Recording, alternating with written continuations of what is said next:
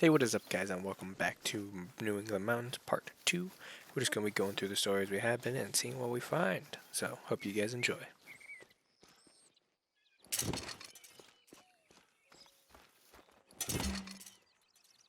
Thank you. Know that I appreciate your efforts. There's one last thing we need to... Sorry, I can't keep a straight face anymore. Here's the reason. We're preparing souvenirs for all participants as a thank you for all their contributions to supporting the reserve. That way everyone goes home with a little taste of New England. That's all. If you don't mind, could you drop it off at the nearest outpost? Let me see. Okay, there's one in that valley. Just follow the river west. You would really be doing me a solid. Do you a liquid?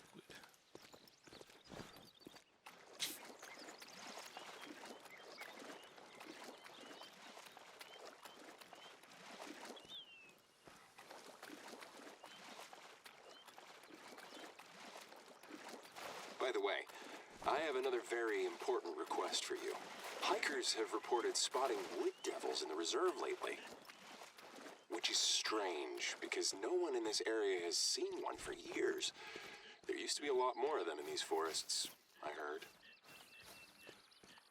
They're quite elusive, so only an expert tracker like you might be able to spot one. If you do, make sure you take a photo. I'll need it for my next video. I count on you.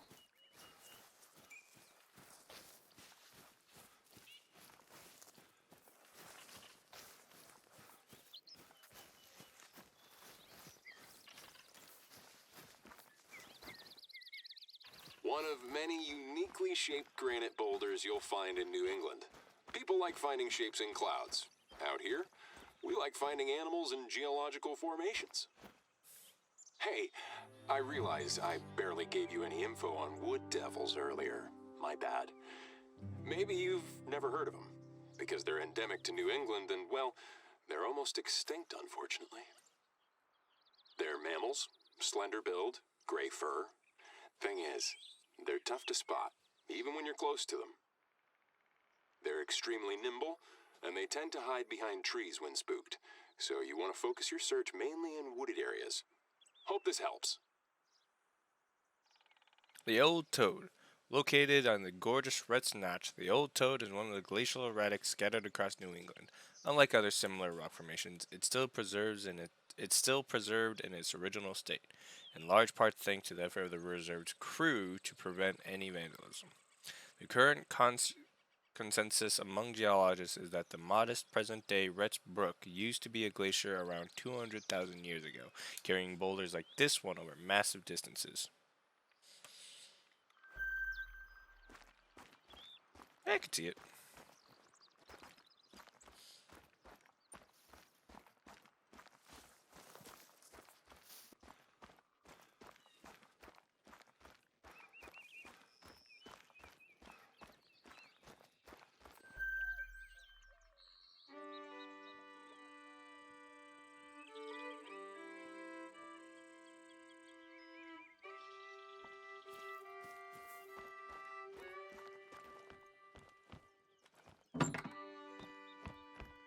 Good. Thanks a lot. I'll have Holly pick them up when she's back from Nashua. Sorry, I don't usually ask visitors to help with regular warden tasks, but we're short-staffed this week.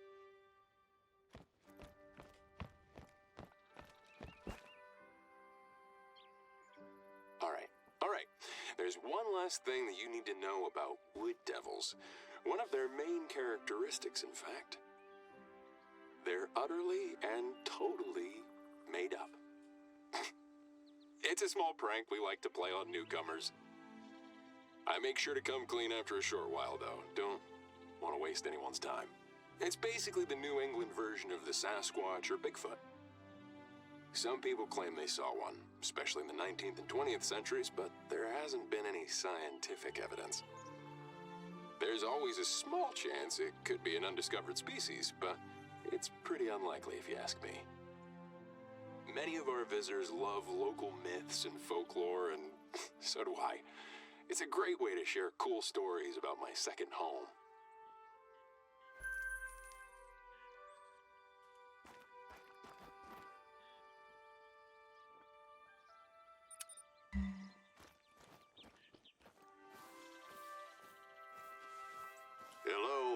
is this thing working? Can you hear me? Doc here. How are things, old friend? My son Trevor told you I was visiting, right? Haven't been here in years. Last time, Trev was so proud to show me around, and we found some peaceful remote spots we loved. Sorry, I don't remember where they are exactly. We took a few photos back then, and I sent them in the mail a few days ago. I think Trev left the pictures at an outpost for you, in case you'd like to check out those spots for yourself.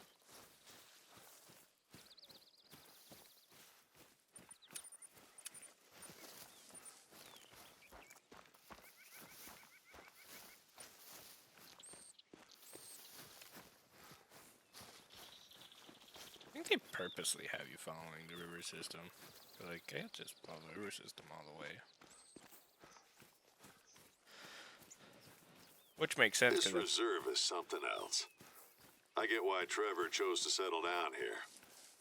Me, Layton Lake is where I've lived my whole life, and that's where I'll finish my days, that's for sure. Not much has changed since your last visit, which is a good thing in my book. Hope's still the same, still off the grid and all. Once in a while we have a drink or two at his camp.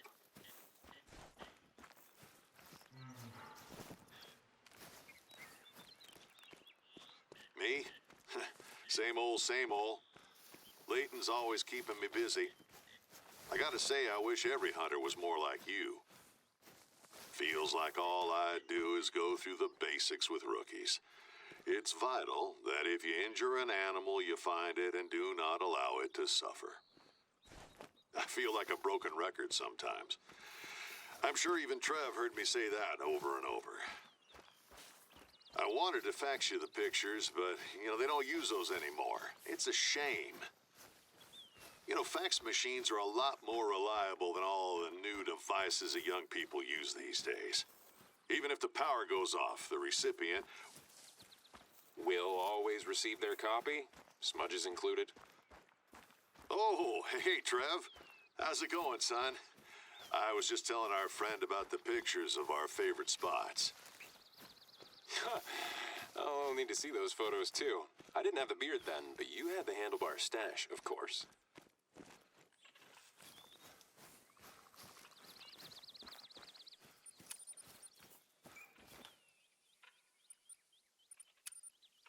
I hope you can make time to go hunting with your old man. What do you think? Sure, of course. It's a very busy time with the video, the reserve, and home stuff, too, but I'll make time. Good. I know how it is, so don't worry about me if it doesn't work out.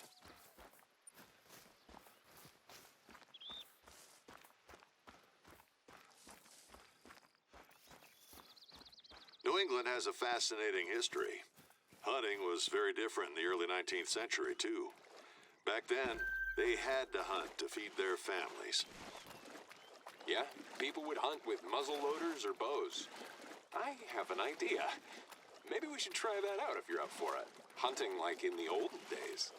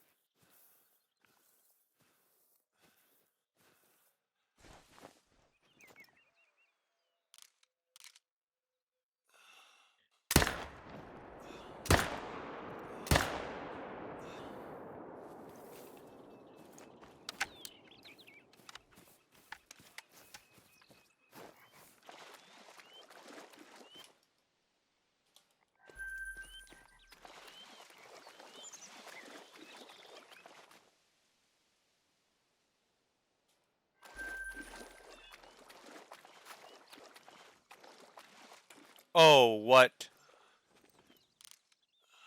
Yeah, I wasn't holding that. Probably could have, but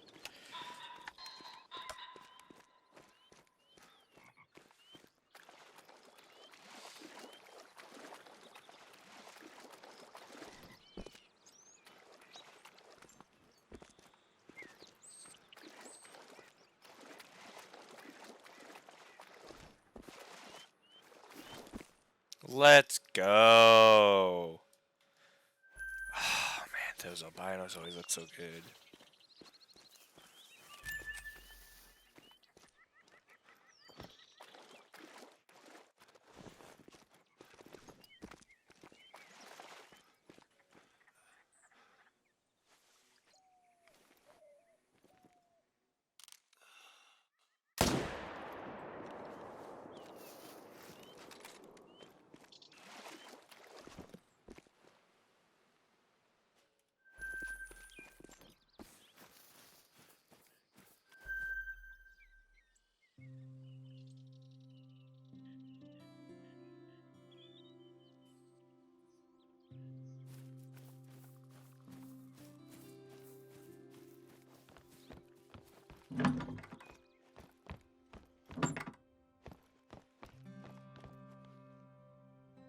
La Brea Bridge.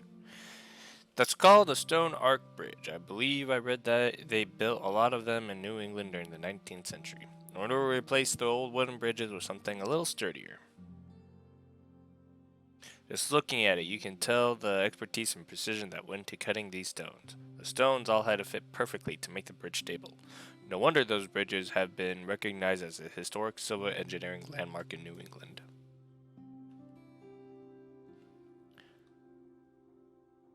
Lake and Mountain. Trev and I were on a long hike a few years ago and took a break there. It's a small upland lake with a mountain ridge in the distance. It's one of the many views that made him fall in love with this region and convinced him to take a full-time job here. If I remember correctly, that place also has a personal significance for him and Sam.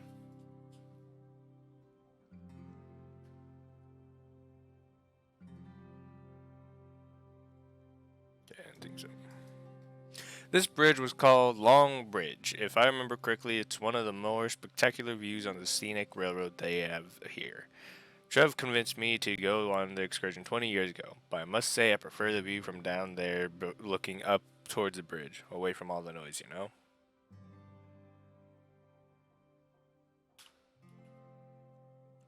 Fishing Good that you Pier. found the pictures. That's my little present for you. Believe me, those places are worth the detour. So let me know what you think. Fishing Pier, a very good fishing spot. That I'm pier, really happy you came to visit, Dad. Can you believe the last time you were here was, what, 7, 8 years ago? You can't really take a vacation when you're a warden. At least we meet up every year at Christmas. Better than nothing. How long you staying, by the way? Hopefully more than a couple days this time? I don't know. It's hunting season over at Layton, too, so I'll see what I can do. Yeah, I can imagine. There's no shortage of bad uns in every reserve, so you always got to keep an eye on them.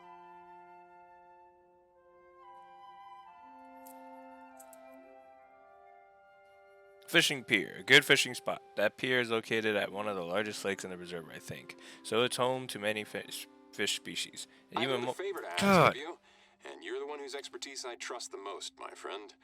I'll compensate you fairly for your efforts, of course. I would need you to take a picture of a carcass left behind by a red fox. There's this particular need zone I know of. That way you don't have to look around for ages. Just a second. Let me send the info to your hunter mate. Thanks for your help. A very good fishing spot. The pier is located at one of the largest lakes in the reserve, I think. I think so. Largest lake in the reserve, I think. So it's home to many fish species. And even more important, it's quiet. When Trev brought me here for the first time, I was pleased to see he clearly knew what I liked and what I don't like. Can't remember how the lake was called though. I think it was named after a famous writer or painter from New England, like a lot of places out here. That photo, is that for the talk you'll be giving on predators in Boston, Trev? Yeah, exactly. I have this section on red foxes. I'm going for something easy and accessible, so I'm describing their behavior, eating habits, impact on ecosystems, stuff like that. Yeah, you can learn a lot about the red fox just by studying the carcasses it leaves behind. And a picture is worth 1,000 words.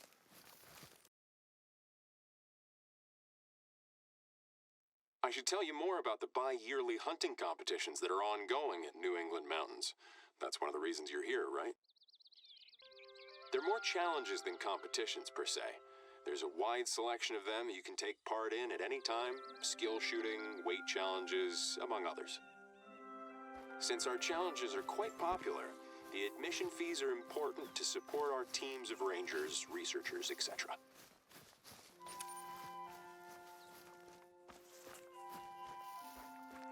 I guess that's how you're maintaining a healthy animal stock then.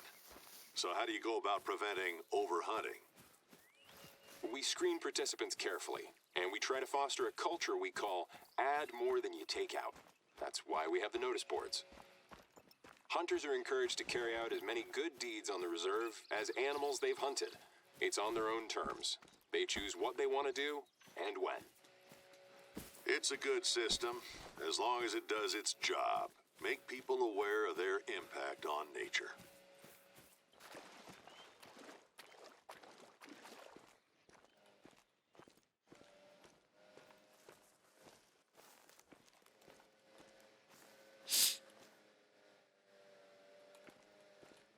Nope.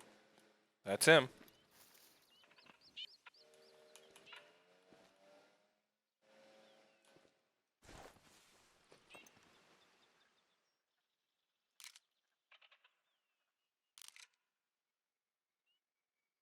Yeah, no, he doesn't look like it.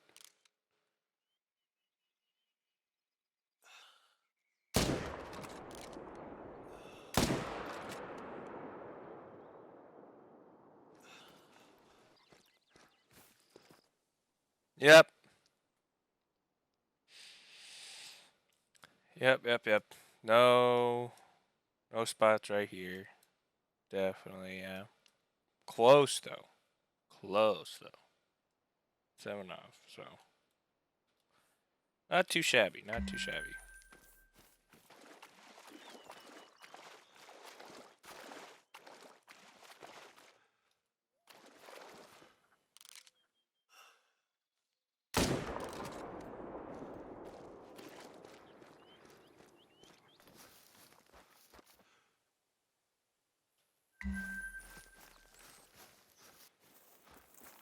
Good. Remember, what the photo should feature is a carcass left by a red fox. I just need one. It'll be a great visual aid for my talk.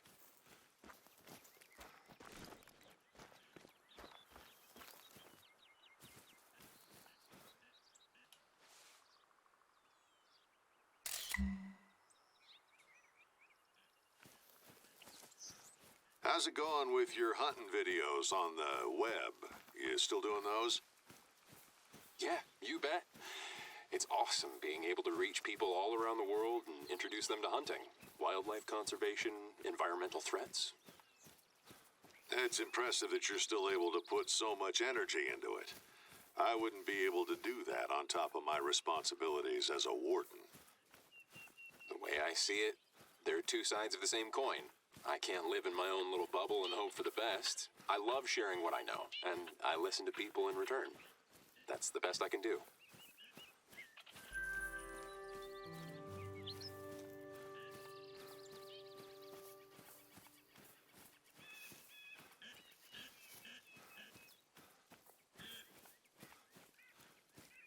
Bad news.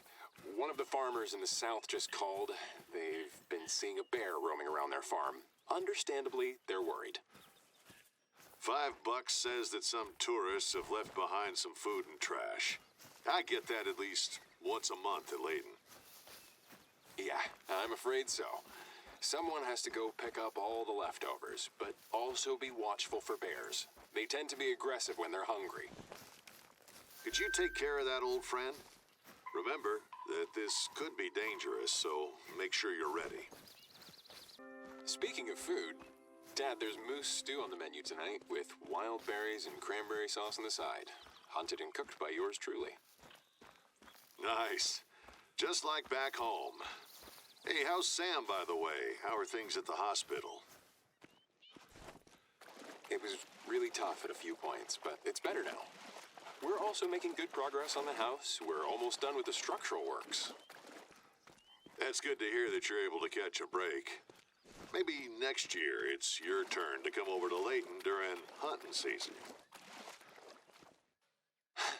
Maybe. We'll see what we can do. A lot of things are up in the air right now.